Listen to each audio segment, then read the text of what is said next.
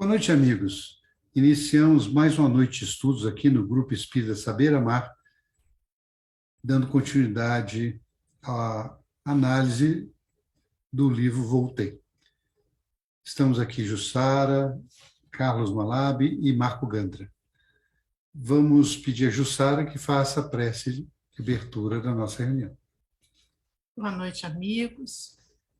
É com grande alegria que estamos aqui, pedindo a vocês que possam unir os nossos pensamentos aos seus, suplicando o olhar de Jesus aos nossos lares, os nossos estudos, que durante esse período de estudo, reflexões, os amigos espirituais possam encontrar campo de atuação em favor de todos aqueles que habitam.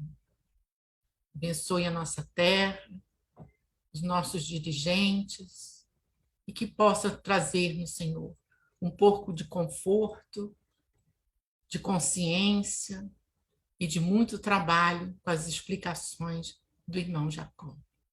Que assim seja, Senhor. Que assim seja. Algumas pessoas têm nos perguntado como acessar as reuniões anteriores. Então, nós só gostaríamos de informar que, para quem desejar acessar as reuniões anteriores, especialmente do livro Voltei, que nós estamos já no capítulo 12, e já hoje vamos iniciar a parte 2, é só ir no portal Saber Espiritismo, e lá, na TV Saber Espiritismo, vai encontrar sobre os vídeos, sobre as séries que estão disponíveis, né? Então, é só acessar ali essa série do livro Voltei.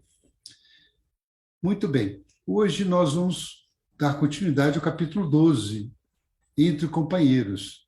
E só recordando, o irmão Jacó, que aqui na Terra tinha o nome de Frederico Filha, que era um espírita de destaque, com participação de reuniões mediúnicas, com muito destaque aí na própria Federação Espírita Brasileira, em outras casas espíritas.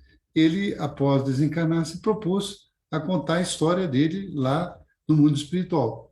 E aí ele escreveu esse livro.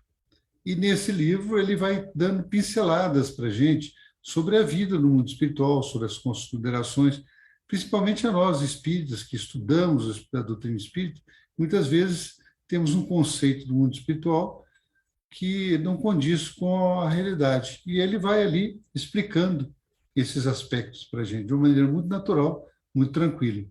Um dos aspectos que nós destacamos para a reunião de hoje, e que está contida nessas pinceladas de informação que ele dá, é sobre essa questão, se há espíritos que renunciam à ascensão a planos superiores. E por que renunciam? Então, esse é um ponto que ele coloca, não é, Jussara? Ele coloca num texto aqui. Na noite de hoje, nós vamos estudar 2 itens finais desse capítulo, que é informações da luta espiritual e noite divina. Então, assim, vamos iniciar o estudo e vamos, como sempre, pegar uma frase, um estudo, comentário de Emmanuel para nos introduzir o assunto e dar uma base de entendimento daquilo que vamos estudar. Sempre fazemos isso para buscar essa visão que Emmanuel traz como um conselheiro, como uma pessoa de vasta experiência, um espírito de vasta experiência para a nossa realidade. Então, vamos ver o que ele diz nesse livro Palavras de Coragem, no capítulo 13, Alavancas de Luz. Ele fala assim, no livro Palavras de Coragem, da Coragem. De nossa parte, muito dificilmente também lograremos desvencilhar-nos, a breve esforço, da influência do mal. Todos possuímos, todavia, 2 alavancas de forças que, se conjugadas e usadas devidamente, resolvem quaisquer problemas ou subtraem obstáculos quaisquer: a oração e o trabalho. A oração, além de clarear-nos por dentro, granjeia em nosso favor o amparo divino sobre as nossas fraquezas. E o trabalho, além de burilar-nos as faculdades, atrai em nosso benefício o concurso do próximo, capaz de atenuar-nos as imperfeições. Então, como sempre, Emmanuel remata para a gente, coloca detalhes para a gente, né, bem objetivos, e ele, no primeiro parágrafo, ele fala, né, que nós temos muita facilidade da abertura da influência do mal, porque o mal ainda habita em nós, né? É a maioria das pessoas reencarnadas. Então, nós temos muita dificuldade ainda de manter. Cultivamos isso, né? Existem nos em nós. pensamentos. A gente já não consegue. Nós temos dificuldade até de identificar a maldade dentro da gente. Então, é natural que a gente tenha dificuldade até conhecer nós mesmos, né, para entendermos isso. Mas ele fala que dentro de nós existem duas peças fundamentais, duas, vamos assim dizer, instrumentos fundamentais disponíveis à nossa evolução, que é a oração e o trabalho. Olha que coisa, né? Que beleza. E qual seria a postura da oração? Será que é ficar rezando o terço o dia inteiro? Né? Passar o dia inteiro orando o Pai Nosso, a Ave Maria? Não. Né? Ou nos excluirmos da sociedade também, né? Do convívio, do convívio né? social, do dia a dia. Né? Não, a postura da oração é aquela que você esteja inteiramente ligada às leis morais que existem no Evangelho segundo o Espiritismo, que os Espíritos e Kardec arrematou para a gente, alinhou para nossa didaticamente, né, para nos orientarmos. O que seria a postura da oração? A postura da oração seria o homem de bem, naquela lição do Evangelho segundo o Espiritismo. E a nossa sintonia com o alto real, né? Isso. Quer dizer, não adianta fazer uma oração pedindo coisas de terra a terra, que nos ligue mais à terra. A oração é para nos ligar ao que há de divino, né? Isso. A coerência universal, né, se estabelece com as leis morais, né? Com a postura da oração significa isso. É o desejar o bem, é o trabalhar para o bem comum. E qual seria a postura do trabalho? A postura do trabalho é aquela de cumprir com as nossas obrigações, né? Com os nossos deveres. Então, Emmanuel dá duas agulhas para a gente fazer o nosso tricô da vida, né? Essenciais. Né? Senão a gente não consegue tecer. Isso, a gente tecer. Ele realmente, embora tenhamos essa dificuldade de nos livrar da influência do mal, né? Tem que fazer isso com muito esforço, mas ele deu ali duas chaves, né? Dois recursos que são de sustentação. E essa que você colocou hoje, Sara, é muito importante destacar que a oração só de palavras não resolve. Por isso que ele fala que ela tem que nos clarear por dentro. O que é clarear por dentro? Quer dizer, elevar a nossa condição espiritual a um plano de magnético mesmo, de associação mental superior. E isso resume-se no otimismo, né? Na fé, que a oração realmente granjeia em torno de nós, né? Na confiança de dias melhores, na saúde, na confiança da saúde.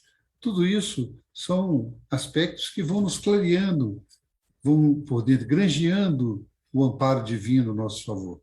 Mas não basta só, e aí que você falou com muita propriedade, sabe? Não basta só a oração, precisa ter a movimentação, né? Precisa ter o trabalho, precisa ter a ação, precisa ter o movimento. E esse movimento não é aquele movimento egoísta que trata só do nosso interesse, mas ele deixa ali que esse movimento é no concurso do próximo. Olha que beleza, que quando nós agimos no benefício, no concurso do próximo, nós estamos automaticamente atenuando as nossas imperfeições.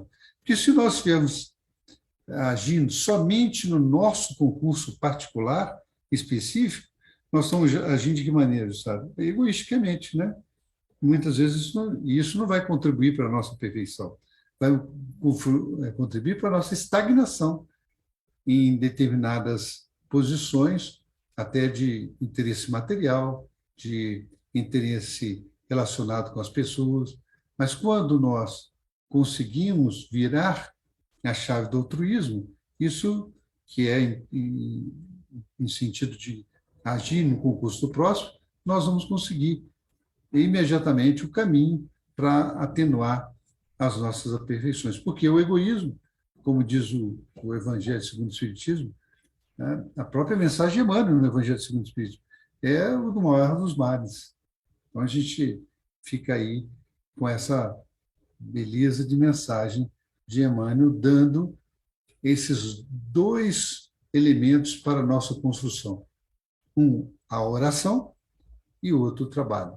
E deixa os fatos seguirem o seu isso. rumo. Um, né? elevação, curso, né? Né? E o outro, ação. Né? Essa dupla mostra a confiança que a gente tem na providência divina. Né? Isso. Vamos, então, adentrar aqui para a questão, os dois itens que vamos estudar hoje, do livro Voltei. E nesse momento, né, o irmão Jacob, Friedrich Figner, está conversando com os amigos, né? E ele está próximo de Guilhom Ribeiro. Nós falamos um pouco de Guilhom Ribeiro na semana passada, e ele comenta assim, né? Comentaram ambos, quer dizer, o Guilhom Ribeiro e Saião, que vai aparecer daqui a pouco na história, né? Comentaram ambos o serviço de espiritualidade a desdobrar-se em todas as direções. Reportou-se Guilhom as fundas impressões que lhe causavam as atividades de auxílio aos espíritos das trevas, lembrando com calor as sessões do grupo Ismael, em que muitos, envenenados de ódio e cegos de ignorância, são conduzidos ao conhecimento cristão. E contou-nos que tantos sofrimentos e incompreensões existem nas zonas próximas à moradia dos homens. Então, ele se reporta aqui da experiência que ambos haviam tido das reuniões mediúnicas, principalmente as chamadas reuniões de desobsessão, que são, na verdade, reuniões de trabalho, de amparo às entidades que são convidadas ou trazidas àquele ambiente. Então, essa reunião, nós particularmente temos uma reunião dessa, de desobsessão, toda semana, às quartas-feiras, e nós acompanhamos de perto esse trabalho que a espiritualidade faz aqui na Terra.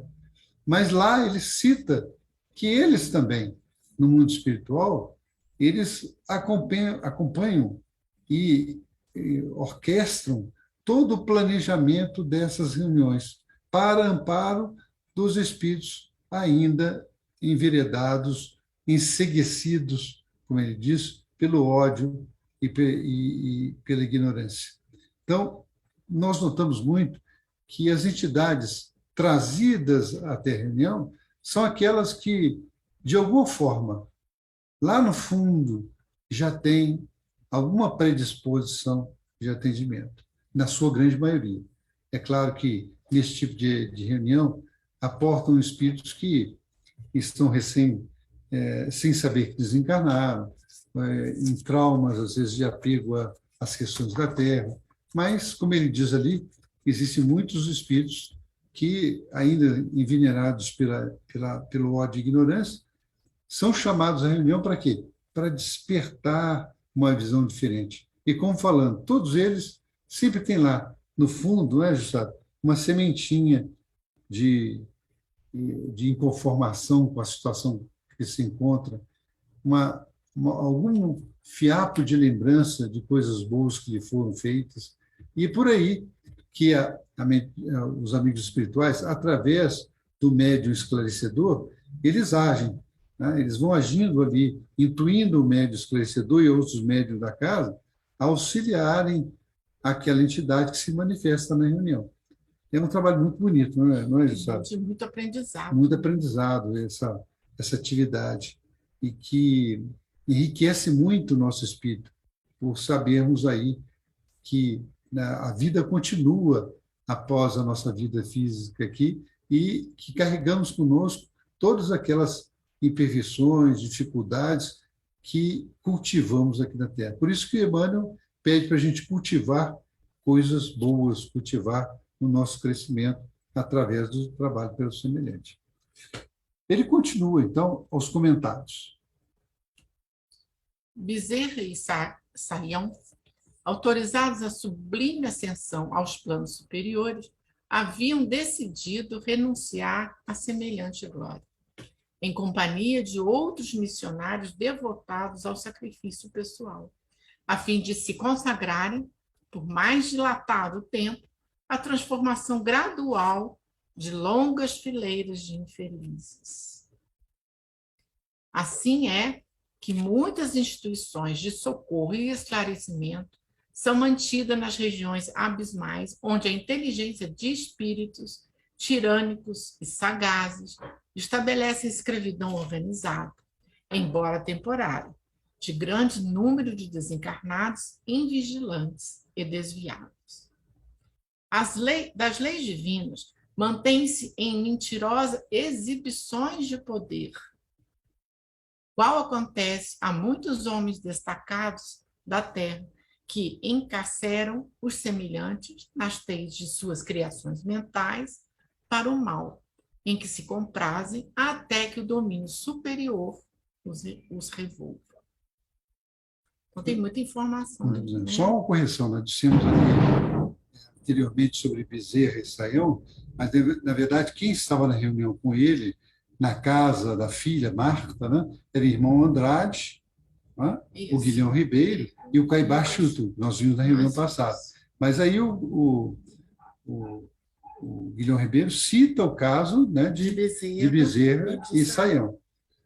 Quer dizer, eles estavam autorizados a sublime ascensão, a plano superior. Né? É comentado. Mas eles haviam decidido a renunciar a essa glória em companhia de outros missionários para o trabalho de auxílio àqueles a nós, né, que estamos na retaguarda. Na retaguarda, mas ele diz, a gradual de longas fileiras de infelizes. E aí cabe ressaltar que não só eles, nós vemos que outros espíritos também dedicaram-se a não fazer esse processo de ascensão antes de recuperar até o último daquele com que eles se comprometiam ou tinham contato. São os verdadeiros discípulos de Jesus, né? Então, são muitos esses casos. Então, respondendo àquela pergunta que nós colocamos no início, se há espíritos que renunciam à ascensão a plano superior, sim, há, e muitos. Nós lembramos de outro caso, está em nosso lar, da Veneranda, né? Comenta lá sobre a Veneranda, que também teria condições de estar em outros planos, mas estava ali para auxiliar e até que amparasse a todos aqueles que tinham relação com determinadas questões do passado.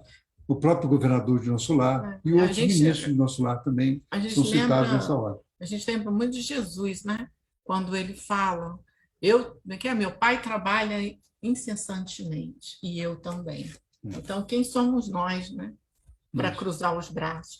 E ali no Livro dos Espíritos, quando se trata da lei de trabalho, ele fala muito sobre isso. Nós já estudamos, o quanto estudamos o Livro dos Espíritos, essa questão é muito levantada pelo Kardec, né? Pelos Espíritos. Ele cita o Saião, né, que, na verdade, Antônio Luiz Saião, porque ele era o diretor do grupo Ismael, né? E ele dirigia essas reuniões, era escritor, evangelizador, por isso que ele cita a ele como esse espírito que tinha condição de se elevar a planos superiores, mas se, junto com o Bezerra, resolveram ficar para atender. Agora, esse segundo essa continuidade do slide é muito rica, né? Desse comentário dele. Muito. Quando ele fala aí, né, dos espíritos tiranos e sagazes, e a gente lembra também do Livro dos Espíritos da classificação que Kardec faz, né? A classificação dos espíritos. Ele fala que aqui na Terra, né, existem vários níveis de mental, né, espiritual, de tipos de espíritos. E ele faz, eu não sei qual o número de tipos de espíritos que ele coloca, eu esqueci. Mas ele coloca isso. Existem espíritos, os espíritos imperfeitos, né? Extremamente inteligentes, mas que usa a inteligência ainda para o mal, porque são extremamente infantis, mentalmente, espiritualmente, né? Ou moralmente. Então, e ele coloca, né, cara, acho muito interessante quando ele fala que as leis divinas, né, mantêm-se em mentirosas exibições de poder, ou seja, é igualzinho aqui na Terra, né? As pessoas se iludem com o poder, né, transitório no papel que ele ocupa, né? A vida dando oportunidades dele fazer o bem e as pessoas se assumem como uma mentirosa exibição de poder. Então, olha como é que Irmã Jacó é detalhista nisso aí, né? Para que a gente possa entender, né, da melhor maneira possível o posicionamento, né? E, lamentavelmente, né, a gente fica... O que será desses que ainda se sentem iludidos pelo falso poder, né? E aí ele começa a colocar que esses tipos de pessoas, né, de espíritos, eles então, escravizam mentalmente. É por isso que Irmã Jacó, desde o início do livro, ele relata para a gente o quanto a vigilância dos nossos pensamentos, das nossas ideias, das nossas ações é importante para que a gente não fique na mão, né, de espíritos muito inteligentes, mas com a moralidade ainda muito infantil.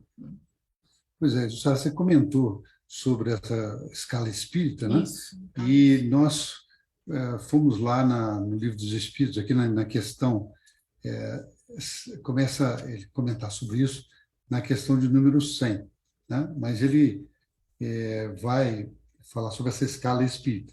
Ele comenta lá, né, na questão 101, sobre os espíritos imperfeitos. Aí ele descreve uma série de espíritos Né? nessa ordem, né? Ele fala dos espíritos impuros, né? E convidamos a todos que puderem dar uma olhada no livro dos espíritos, né? Espíritos levianos, espíritos pseudo-sábios, espíritos neutros. Ele vai dando uma classificação, espíritos batedores ou perturbadores. Esses estão que ele chama de terceira ordem, de espíritos imperfeitos. Depois ele fala sobre os espíritos que estão na segunda ordem, que são os espíritos bons. Nesses espíritos bons, ele dá a caracterização deles e divide entre espíritos benévolos e espíritos de ciência. E mais um tipo de espírito de sabedoria. E, finalmente, os espíritos superiores. E a primeira ordem, ele descreve os espíritos puros, que são os espíritos que nós não conseguimos aí falar, né? Conceber. Né? Mas vejam que ele divide em 3 ordens, e dentro dessas ordens ele faz uma subdivisão e vai didaticamente explicando sobre isso. Já esses que eles são atendendo, então, são os espíritos imperfeitos, espíritos bons e os espíritos puros. Mas já aí nessa descrição que ele faz, ele está basicamente referindo-se ao atendimento aos espíritos imperfeitos. Então, convidamos todos a lerem das questões 100, né, até a questão, deixa eu 112, 113 do Livro dos Espíritos. Isso é muito interessante, Carlos, porque era uma das perguntas que eu fazia quando jovem, né? E uma vez conversando até com o Geraldinho, que era nosso amigo desde a infância, desde a juventude, né? Ele comentou comigo uma vez falando que o Chico falava muito isso com a gente.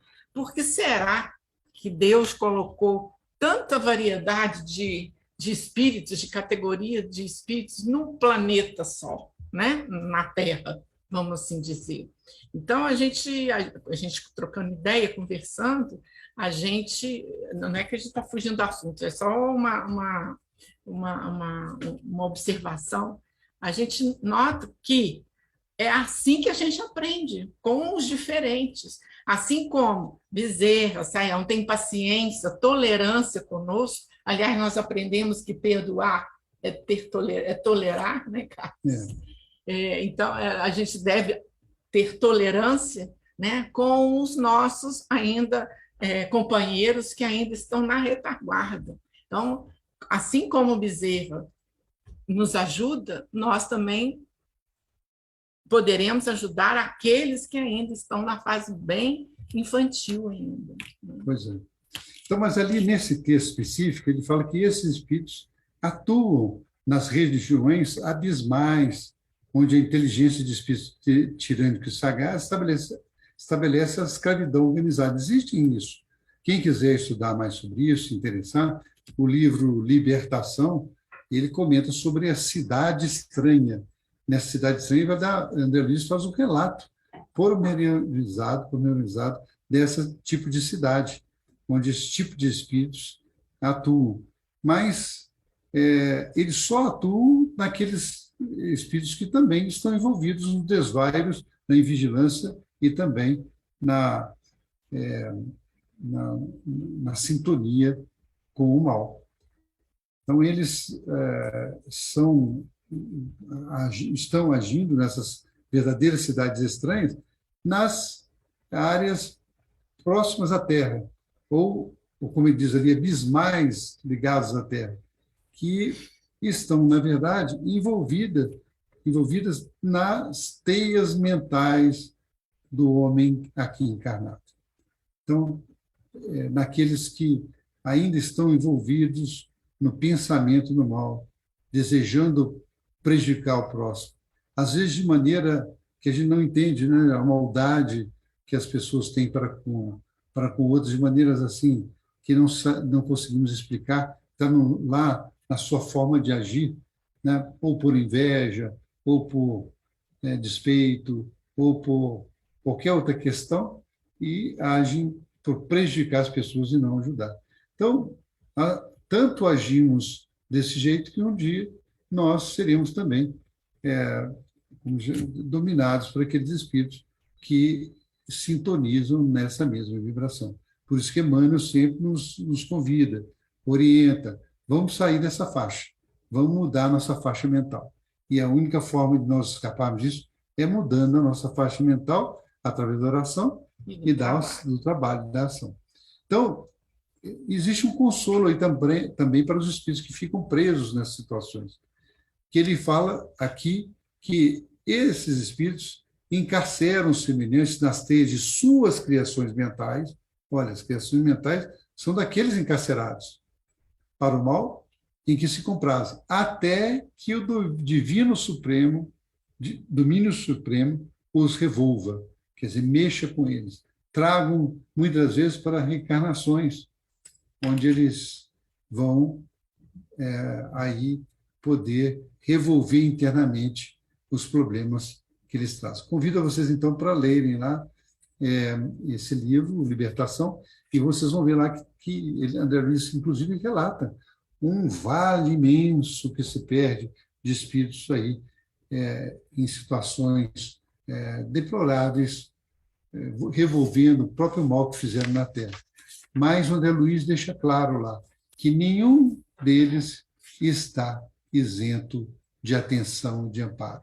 Mas é claro que eles não podem ser retirados de lá, a não ser que eles também possam propiciar de alguma forma de auxílio. E ele continua. dizer, a ação contra o crime e contra a ignorância nas esferas que rodeiam a experiência carnal é vigorosa e incessante. Destacou a necessidade maior de aproveitamento das lições que o Espiritismo oferece às criaturas. Explicou que a obra social que a nossa doutrina consoladora vem realizando no Brasil constitui valioso esforço de vanguarda. Esclareceu que o Espiritismo evangélico é chamado a desempenhar imenso apostolado de libertação da mente humana, encadeado aos mais escuros e asfixiantes preconceitos que operam a prisão e a moléstia de milhões de almas. Olha, na verdade, não existe nenhuma discriminação entre religiões, ele ficou claro isso aqui já no início do estudo, né, no capítulo anterior, quando ele fala sobre um templo maravilhoso que ele vai ver lá no mundo espiritual visitar. Mas aqui ele deixa claro que todo esse conhecimento que a doutrina espírita propicia da vida no mundo espiritual, da reencarnação, das consequências de nossos atos para com o nosso corpo espiritual e para o campo magnético que nós geramos em torno de nós, são conhecimentos básicos, são conhecimentos que fortalecem a necessidade da nossa transformação. Por isso é que ele diz que essas lições desempenham um grande processo de libertação da mente humana. Quer dizer, libertação de quê? Ele deixa claro, dos preconceitos e visões preconcebidas da vida no mundo espiritual. Quantos séculos nós carregamos dentro de nós aquela visão preconcebida do céu, do inferno, do purgatório, que a gente tem de tanto tempo. Então, ele esclarece que, a doutrina espírita esclarece que não é bem assim como relatado. Tá? Não existe sofrimento eterno, que todos nós estamos no mundo espiritual recebendo, quando descarnamos, recebendo aquilo que plantamos. Mas existe a transformação, existe a esperança. E não existe um céu passivo, como também não existe um inferno de sofrimento constante. Eterno. Né? Eterno. Então, essas etapas precisam ser melhor esclarecidas, libertar a mente humana desses preconceitos que tanto mal tem feito à humanidade. Ciclo vicioso, a gente fica preso de medo, né? De medo, de que culpa. não contribui em nada para a evolução do ser. E ele continua, né? Salientou que não vale morrer sem a regeneração íntima, porque ninguém avança um plano no caminho da eternidade, um palmo no caminho da eternidade, sem luz própria. Daí continuar acreditando que o amor, maior serviço prestado à doutrina, é ainda o da própria conversão ao infinito bem. Com a perda do instrumento de carne, não havíamos penetrado um sistema de acesso indiscriminado ao reino divino, e sim no esforço de extensão desse reino na terra mesmo. Então, é muito interessante isso que ele falou, muito forte, né? Não vale morrer sem uma regeneração íntima. Então, é uma frase muito forte, que nos toca muito, né? Porque a gente não pode viver, a vida é um acaso. Não existe acaso. Se eu existo, é para por um objetivo maior do que essa vida que eu tenho, que é uma, em várias delas, né? Então, vale a pena a gente ser honesto conosco mesmo, né? Tem um comentário do Chico que é muito interessante naquele livro das frases do Chico, né? Que ele fala, a gente não pode ser mais ou menos amigo, mais ou menos espírita, mais ou menos, porque senão a gente acaba sendo um espírita, uma pessoa mais ou menos. Você está falando do Evangelho de Chico Xavier? O Né? Evangelho Do Bacelli, né? do Bacelli. Então, a gente não vale a pena a gente ser mais ou menos na vida. Vale a pena a gente ser, né? Porque senão a gente acaba sendo mais ou menos. Então, vale a pena a gente regaçar as mangas para a nossa regeneração. Em outro livro que nós recomendamos, lemos aqui no nosso Estudo do Lar, né? Sempre com o Evangelho segundo o Espiritismo, em livro do irmão José, nós lemos aqui esse Evangelho de Chico Xavier, que são frases de Chico Xavier que o Bacelli coletou. Compilou. Então, realmente, ele fala assim, ninguém avança um palmo no caminho da eternidade sem luz própria. Então, nós começamos a ver aqui aquilo que é valorizado no mundo espiritual. Não é os diplomas, não é a ascensão social, não é os prêmios, não é os cargos, né? É o quê? A luz própria. É aí que brilha está a vossa luz. Né? E nós vamos notar nas lições mais à frente que essa é a grande questão que ele coloca para ele mesmo no reconhecimento dele no mundo espiritual, a busca dele para luz, a própria luz dele. Porque ele vê tantos os amigos dele aqui da Terra tendo a luz própria, que ele se questiona, né? Que ele se questiona ele muito. Opaco. Né? Por que ele era Então, opaco? a gente vai ver muito na obra para frente ele comentar sobre isso. Mas aqui ele já começa a destacar que a palavra do Guilhom para ele é que não avança um palmo no caminho da eternidade sem a luz própria. É aí que está o caminho que nós temos que seguir, aquelas conquistas que temos que realizar. Então, e ela só faz, essa luz própria só é conseguida como? Pela própria conversão ao infinito bem. Então, esse é um detalhe que chama a nossa atenção, né? e pede a nossa ação, pede a nossa atuação. Então, esse que coloca lá, é a chave de acesso ao reino divino. E ele diz que essa chave de acesso pode ser na Terra mesmo, através da nossa transformação. Lembramos aquilo que a Emmanuel colocou lá no início, é muito difícil superarmos a influência do mal, mas nós temos esses dois instrumentos, que são a oração e o trabalho, para nos auxiliarmos nesse caminho. E aí ele começa um novo item, que é a noite divina. Né? Fim da palestra instrutiva e longa, Guilhom e Schutel convidaram-me a visitar o Rio de Janeiro, né? Junto deles. O irmão Andrade, que me seguia de perto, consultado por meu olhar interrogativo, aqueceu prontamente. A excursão ser-me-ia proveitosa e não me perturbaria o refazimento. Acompanhar-nos-ia com prazer. Ele foi convidado a vir à Terra. Ele tem uma foto aí ao Rio daquela época, dos anos 40. Né? Dos anos 40. E, em me afastando do ambiente doméstico acolhedor, fui surpreendido pela paisagem encantadora. Algumas centenas de crianças brincavam sobre as veneradas árvores do parque amplamente tocado de luz. Muitas delas traziam a fronte coroada de auréolas sublimes e brilhantes.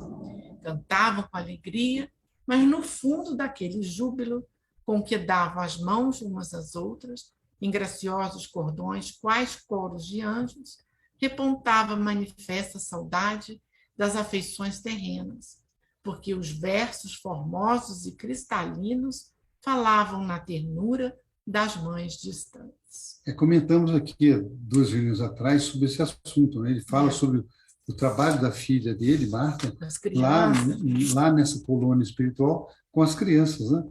E que ali as crianças recém-encarnadas eram paradas, e lá, durante o sono, as mães tinham oportunidade de visitar seus filhos, visitar as crianças, né?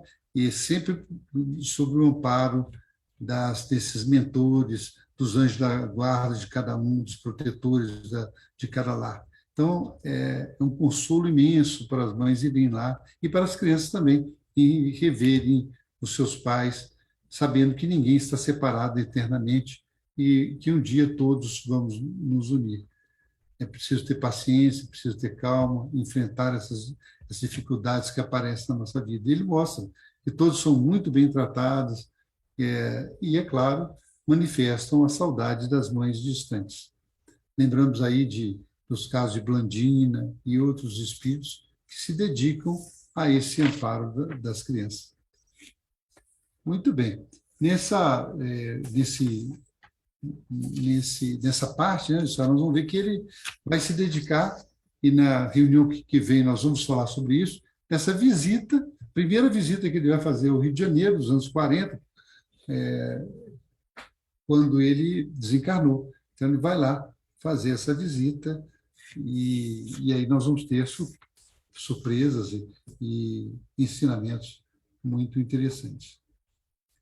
E ele continua: as melodias simples e doces casavam-se aos raios das estrelas que fulguravam em torno da luz crescente. Para as mães angustiadas nos ciclos terrenos, existem aqui filhinhos inquietos e saudosos, carros fulgurantes, muito diversos do que conhecemos no mundo, adornados de flores radiosas, passavam não muito além, celeremente, talvez em busca de esferas próximas. As torres do santuário cintilavam sob o firmamento tranquilo. Que beleza de descrição, né? A gente fica poético, imaginando, né? Poético até, imaginando aí a beleza desse local, dessa oportunidade de estar ali com todo esse amparo e auxílio, mostrando que as crianças estão bem, estão amparadas e que a vida segue adiante e não podemos desanimar, aproveitando as oportunidades que Deus nos dá de encontrarmos com aqueles nossos entes queridos que já partiram para o mundo espiritual. E um dia nós também estaremos lá. Assim, amigos, nós colocamos esse último slide aqui na noite de hoje para uma mensagem de fechamento de Emmanuel. E ele fala assim: efetivamente, queremos essa ou aquela premiação da vida, mas não nos esqueçamos de que a vida nos pede a retribuição de todos os valores que venhamos a conquistar com o trabalho na edificação do bem. De vez que também no campo da alma, para receber, é preciso dar. Porquanto, em qualquer setor da existência, aquilo que se planta é que será justo colher. Olha que sabedoria. Então, que nós vemos como necessário na ação aqui na Terra. Plantar para poder colher. E que é a retribuição natural do trabalho. E vimos que a espiritualidade faz isso a todo momento. Antes de pedir, eles ajudam. Então, eles socorrem. Antes de pedir a qualquer um, qualquer atuação, no sentido de amparo ao próximo. É assim, queridos amigos, que chegamos ao final do estudo de hoje, agradecendo a vocês por estar aqui conosco, agradecendo a mensagem animadora que vocês sempre mandam para a gente, e lembrando a todos para terem um recipiente de água consigo nesses momentos, que nós vamos pedir à espiritualidade superior a magnetização dessas águas do ambiente e que todos possam, nesses instantes, com essa oração, tomar um passe magnético, recuperando as suas energias de ânimo, recuperando aquelas vibrações de paz, de harmonia interior. É assim, Senhor, que agradecendo a todas as bênçãos recebidas na noite de hoje, agradecendo o amparo espiritual que presente entre nós, nos fortalecendo, nos intuindo, nos auxiliando, nos harmonizando, é que, nos despedindo, pedindo, Senhor, a fluidificação das águas do ambiente para a nossa recomposição física e espiritual, e pedindo que esteja conosco, hoje, agora e sempre. Que assim seja.